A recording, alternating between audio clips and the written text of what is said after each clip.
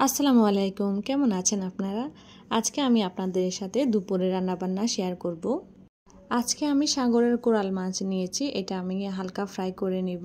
যেহেতু বেশ কিছুদিন ফ্রিজে ছিল আর ফ্রিজে মাছ রাখাগুলো একটু কেমন যেন লাগে, সেই ফ্রাই করা মাছের তেলটা দিয়ে আমি রান্নাটা করব।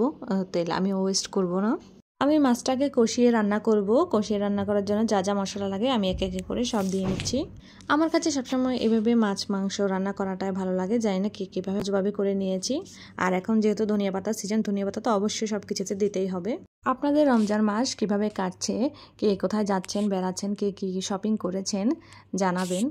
আর এই রমজান মাসে ইফতারি খাওয়ার পর তেমন কিছু খাওয়া হয় না, তাই আমরাও তেমন কিছু রান্না বান্না কম করি, যেহেতু আমরা মানুষ দুজন।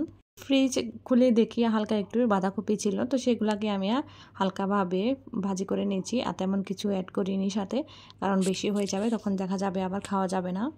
আমি যে কোনো কিছুতে ভাজি বলেন তরকারি বলেন টমেটোটা দিতে বেশি পছন্দ করি, ভালো লাগে। আর এখন যেহেতু টমেটোটা অ্যাভেলেবেল সবসময় পাওয়া যায়, ধনিয়া পাতা তো সব কিছুতে দিতেই হয়। ইফতারিতে কে কী করেন? আমরা তো সিম্পল এই যে মুচমুচে বেগুনি বানানোর জন্য আমি এখানে চেলে ভেষণ নিয়ে নিয়েছি, আর এর মধ্যে আমি হলুদের গুঁড়ো, মরিচের গুঁড়ো, লবণ খুব ভালোভাবে মিক্স করে নিয়েছি।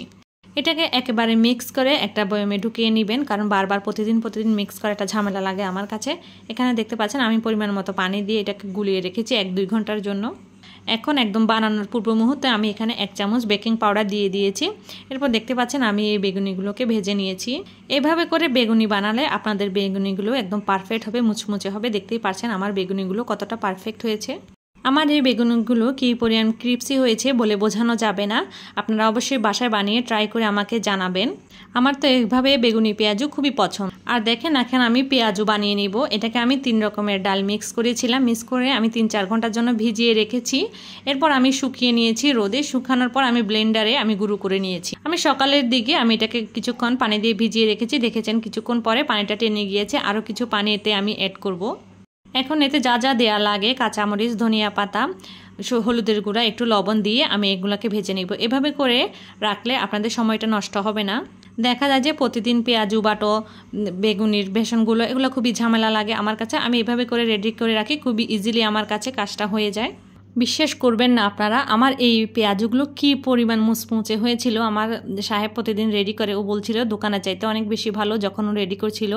আমার সাহেবের কাছে এই ছোলা, পেঁয়াজু, বেগুনি বেশি পছন্দ, আমার আবার একটু কম পছন্দ, কারণ গ্যাসে ডিস্টার্ব করে। তো আপনারা আপনাদের পছন্দ মতো বানাবেন। অনেকে আসলে সবসময় খেতে খেতে একঘেয়েমি লাগে, এই ছোলা পেঁয়াজু একটু চেঞ্জ করে করে খাবার খাওয়া উচিত।